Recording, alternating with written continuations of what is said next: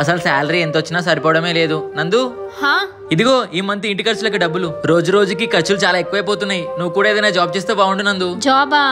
నేను పెద్దగా ఏం చదువుకోలేదు కదండి. కనీసం ఇంట్లోనే ఉంటూ ఏదైనా వర్క్ చేసుకునేటట్టు ఉన్నా బాగుండు. సర్లే నందు. అబ్బా ఆయన చెప్పింది కూడా నిజమే కదా. హలో, వచ్చేస్తాను అన్న. లొకేషన్ ఇదే. హలో నందు, ఎక్కడున్నావు? నాకు చెప్పకుండా ఎక్కడికి వెళ్ళావు? లొకేషన్ పెట్టి వస్తున్నా.